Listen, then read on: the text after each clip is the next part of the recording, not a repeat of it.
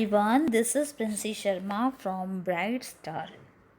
So, children, today we are going to start chapter number 8, Air and Water.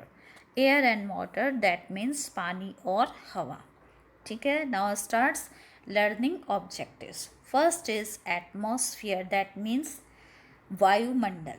Atmosphere का मतलब होता है वातावरण या वायुमंडल. Second point, importance of air, air का महत्व. तीसरा है कंपोजिशन ऑफ एयर, एयर में क्या क्या चीज़ें घुली होती हैं उसके बारे में. चौथा है प्रॉपर्टीज़ ऑफ एयर, एयर की प्रॉपर्टी क्या होती है उनके बारे में. नेक्स्ट है वाटर अर्थात पानी. आखिरी पॉइंट है different ways to separate impurities from water, पानी से इम्प्योरिटीज़ को अलग करने के विभिन्न या अलग अलग तरीके. Now we are starting from here. Our earth is surrounded by air, we all need air to breathe. Air is a mixture of several gases. जैसा कि हम सबको पता है हवा हमारे चारों ओर होती है. We all need air to breathe, हमें सांस लेने में किस चीज़ की आवश्यकता होती है? हवा की. Air is mixture of several gases, हवा जो कि हमें दिखाई नहीं देती सिर्फ महसूस होती है, उसमें भी कई प्रकार की गैसें घुली हुई होती हैं. ठीक है, तो सबसे पहले पढ़ते हैं एटमॉस्फेयर अर्थात वायुमंडल के बारे में. एटमॉस्फेयर अर्थात हमारा वायुमंडल क्या कहलाता है? The layer of air that surrounds earth is called atmosphere. ऐसा क्षेत्र जो हवा से घिरा हुआ है वो है एटमॉस्फेयर अर्थात वायुमंडल, उसको कहते हैं वायुमंडल. There are 5 layers of atmosphere. अब इस वायुमंडल, जो हमारा वायुमंडल है वो भी सिर्फ वायुमंडल ही नहीं, वो भी 5 प्रकार की परतों, लेयर्स का मतलब होता है परत, 5 लेयर से मिलकर बना होता है. ठीक है, अब वो लेयर कौन कौन सी होती हैं वो पढ़ेंगे. दीज आर ट्रोपोस्फियर, 5 तरह की लेयर होती हैं. पहली है ट्रोपोस्फियर, दूसरी है स्ट्रेटोस्फियर, तीसरी है मेसोस्फियर, चौथी है थर्मोस्फियर और पांचवी है एक्सोस्फियर. तो अब हम डिटेल में पढ़ते हैं. सबसे पहले शुरू करेंगे troposphere. Troposphere is the lowest layer of the earth's atmosphere, हमारे वायुमंडल की सबसे निचली परत जिसको हम कहते हैं troposphere. It is the site where all weather changes take places, ये वो स्थान है जहाँ पर हमारी धरती का जो मौसम है, जो वेदर है, वो बदल जाता है. उसके ठीक बाद आती है स्ट्रेटोस्फियर, दूसरी परत जो ट्रोपोस्फियर के ठीक बाद आती है, इसको कहते हैं stratosphere. Second major layer of air just above the troposphere is the stratosphere, यानी कि दूसरी बड़ी परत जो कि ट्रोपोस्फियर के ठीक बाद आती है उसको हम कहते हैं स्ट्रेटोस्फियर. अब यहाँ पर क्या होता है, यहाँ पर जो हमारे एयरक्राफ्ट केबिन्स होते हैं या जो हमारे एयरक्राफ्ट उड़ते हैं, ठीक है, वो इसी क्षेत्र तक जा सकते हैं, इससे आगे नहीं जाते हैं, इस साइड पे जाते हैं. और यहीं पर ओजोन लेयर होती, ओजोन परत, जिसके बारे में आप आगे कक्षा में पढ़ेंगे. ओजोन परत एक ऐसी परत होती है जो कि स्ट्रेटोस्फियर में पाई जाती है. वो उसका काम क्या है, वो जो सूर्य से आने वाली हानिकारक किरणें होती हैं जिनको हम कहते हैं अल्ट्रावायलेट रेज, जो कि सूर्य से आती हैं और वो हमारी शरीर को हानि पहुंचा सकती, उनसे हमारी रक्षा करती है कौन? Ozone layer. ठीक है, नेक्स्ट इज मेसोस्फियर, अगली परत है थर्ड नंबर पे मेसोस्फियर, जो कि स्ट्रेटोस्फियर के बाद आती है. So the region of the Earth's atmosphere above the stratosphere is mesosphere. वो क्षेत्र जो हमारी अर्थ वायुमंडल का वो क्षेत्र जो कि स्ट्रेटोस्फियर के बाद आता है उसको हम कहते हैं mesosphere. In the mesosphere the temperature decreases with increasing altitude.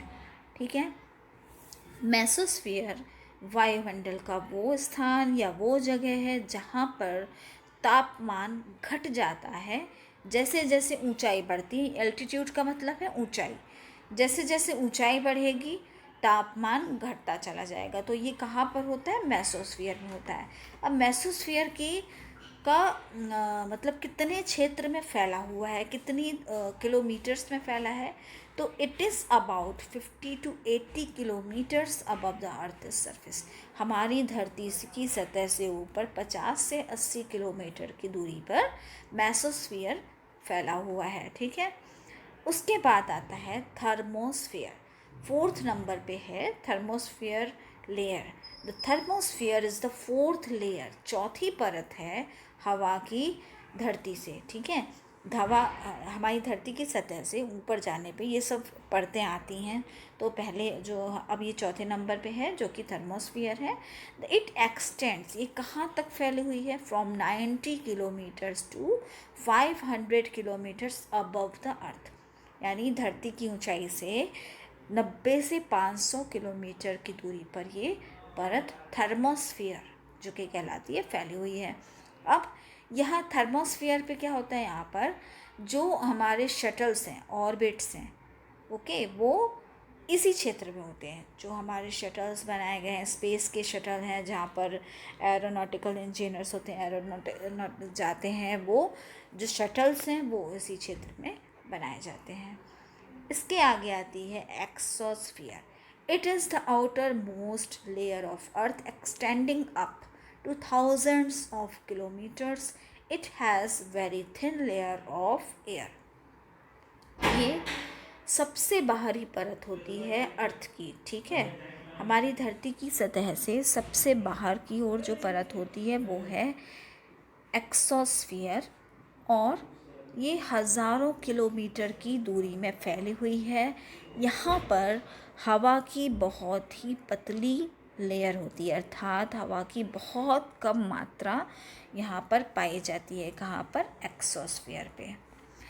तो ये हमने परतें पढ़ी कि कुल मिला के 5 परतों से हमारा वायुमंडल, एटमॉस्फेयर बनता है। पहला है ट्रोपोस्फियर जहाँ पर मौसम बदलता है। उसके बाद जो परत आती है वहाँ पर हमारे एयरक्राफ्ट उड़ते हैं, वहाँ पर ओजोन परत होती है जो कि स्ट्रेटोस्फियर कहलाता है। उसके बाद होता है मेसोस्फियर। यहाँ पर जैसे जैसे ऊंचाई बढ़ जाती है यहाँ पर तापमान घट जाता है, और ये 50 से 80 किलोमीटर की दूरी में फैला हुआ है। उसके बाद है थर्मोस्फियर। थर्मोस्फियर 90 से 500 किलोमीटर की दूरी में फैला है, और यहीं पर हमारे स्पेस शटल मौजूद हैं। आखिरी परत है एक्सोस्फियर जो कि नाम से ये जाहिर है आउटर मोस्ट, यानी सबसे बाहरी आखिरी परत, जो कि हज़ारों किलोमीटर तक फैली है, और यहाँ पर हवा नामात्र के बराबर अर्थात बहुत ही पतली परत यहाँ पर होती हैं।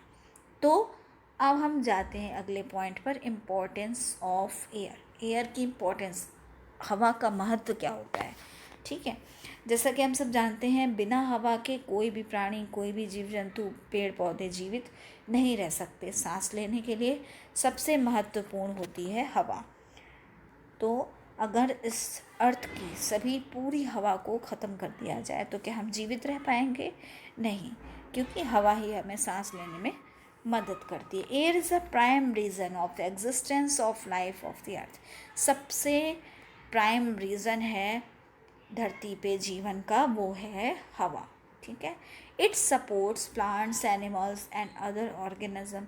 हवा जो हमारे जीवन को सपोर्ट करती है, हमें जीवन देती है, वो प्लांट्स हैं, एनिमल्स हैं एंड अदर ऑर्गेनिज्म हैं। हम मनुष्य सांस लेते हैं, उसी तरह प्लांट्स भी सांस लेते हैं, उसी तरह अदर ऑर्गेनिज्म, जीव जंतु, कीड़े मकोड़े, छोटे छोटे, वो सब भी सांस लेते हैं। तो सभी के लिए हवा बहुत ही आवश्यक वस्तु है। Ozone layer present in the atmosphere protected the earth from the ultraviolet rays of the sun and becoming too hot. अब जो मैंने आपको पढ़ाया, ओजोन की जो परत होती है जो कि हमारे वायुमंडल में मौजूद होती है, उसका काम है सूर्य से आने वाली अल्ट्रावायलेट रेज जो कि हमारे शरीर के लिए हानिकारक है, उससे प्रोटेक्शन देना। किसको? अर्थ को। तो ओजोन परत हमें प्रोटेक्शन देती है और बहुत ही गर्म हो जाती है। ये एक नो मोर का पॉइंट है, इसको पढ़ते हैं। Rupture of atmospheric balance by human activities leads to many environmental problems like global warming, air contamination, ozone belt destruction and acid rain.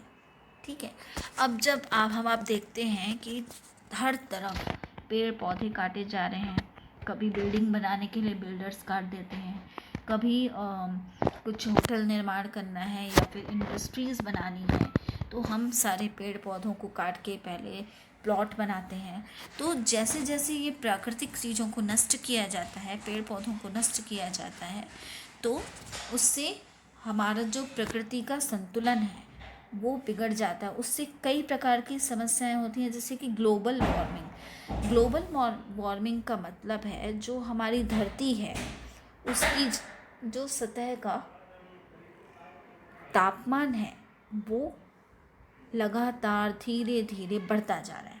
तापमान का बढ़ना ये एक समस्या है जिसको हम कहते हैं global warming.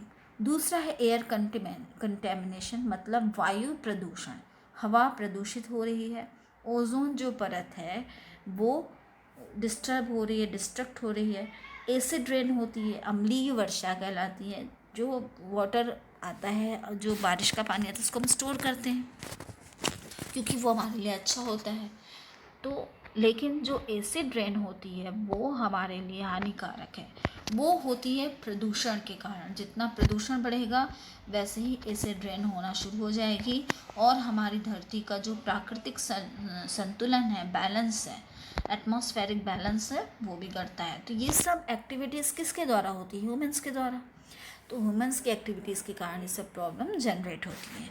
Such effects take place due to rapid development of industries in the last 2 centuries. पिछली 2 सदियों से जो धरती में धीरे धीरे जल्दी से डेवलपमेंट हो रहे हैं, डेवलपमेंट मतलब इंडस्ट्रीज़ बन रही है, बिल्डिंग बन रही है, पुल बन रहे हैं, तो सब में पेड़ पौधे काट रहे हैं, कभी कहीं कुछ हो रहा है, तो हमारी धरती का संतुलन बिगड़ रहा है।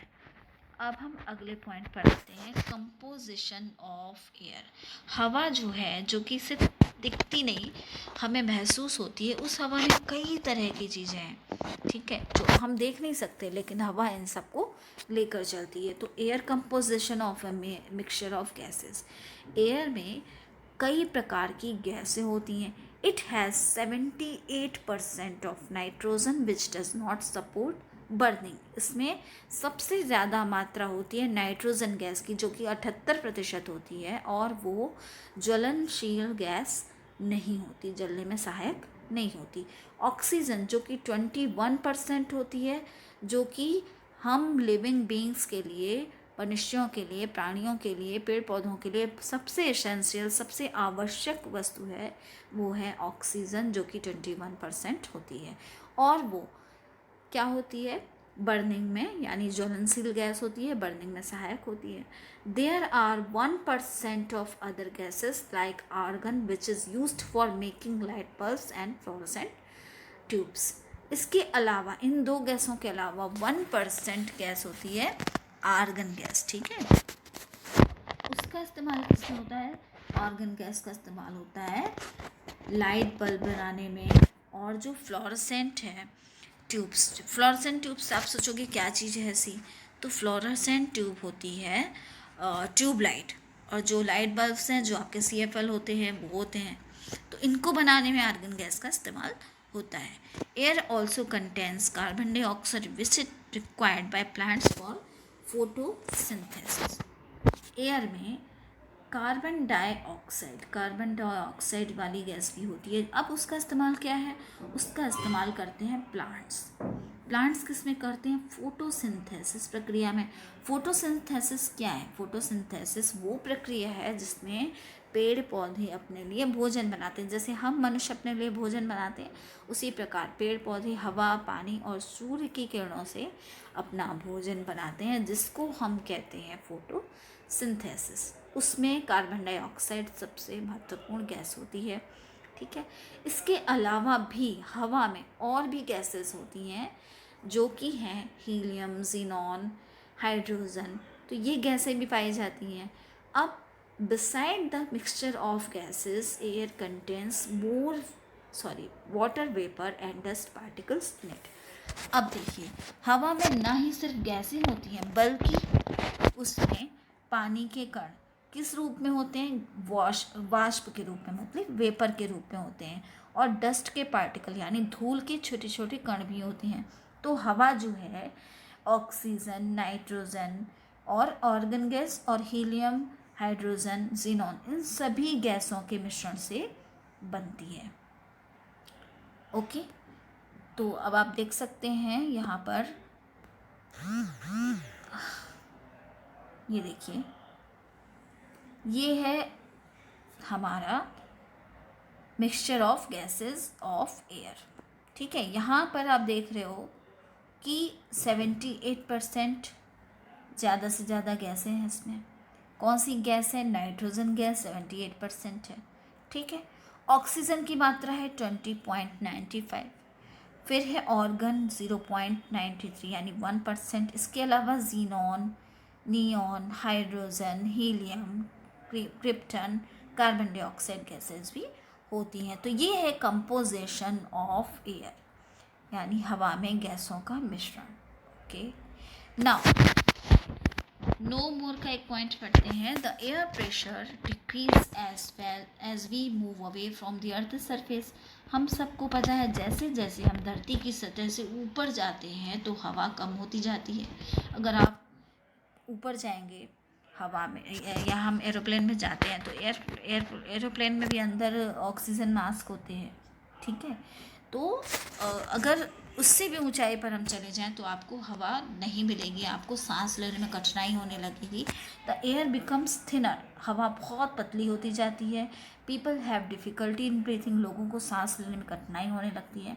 It is for these reasons that the aircraft cabins specially pressurized to keep the air pressure same as near the ground to avoid problems in breathing। ठीक है, तो इसलिए जो एयरक्राफ्ट केबिन्स बनते हैं, जो केबिन्स होते हैं एस्ट्रोनॉट्स के लिए या फिर इंजीनियर्स के लिए जो केबिन्स होते हैं, उनको स्पेशली प्रेशराइज्ड किया जाता है। ऐसा उनमें एयर प्रेशर दिया जाता है जैसा कि नीचे ग्राउंड पर होता है, अर्थात ज़मीन पर होता है। किस लिए? ब्रीथिंग की प्रॉब्लम ना हो इसलिए, क्योंकि वहाँ पर हवा प्रेशर कम होता है। तो ऐसे बनाए ही जाते हैं ये एयरक्राफ्ट केबिन की उसमें धरती के जितना हवा का प्रेशर दिया जाए। अगर however if the air pressure decreases due to some mechanical failure, oxygen mask is provided into the aircraft to assist in breathing। अगर किसी कारण से एयर प्रेशर कम हो जाता है, हवा ख़त्म हो जाती है या कोई मैकेनिकल टेक्निकल प्रॉब्लम होती है तो ऑक्सीजन मास्क, उसके सब्स्टिट्यूट क्या होता है? ऑक्सीजन मास्क दिया जाता है, जिससे हम जो एयरक्राफ्ट है उसमें ब्रीथिंग को असिस्ट किया जा सके, ब्रीथिंग प्रॉब्लम ना हो। So children, this chapter till here only. अगर आपको इस एयर एंड वाटर चैप्टर में जो अभी तक मैंने पढ़ाया है किसी भी प्रकार की समस्या है, चैप्टर समझ में नहीं आता, तो आप मुझसे पूछ सकते हैं कमेंट बॉक्स पर जाके। प्लीज़ इसको लाइक करिए, शेयर करिए और सब्सक्राइब करिए। ठीक है, तब तक के लिए बाय चिल्ड्रन।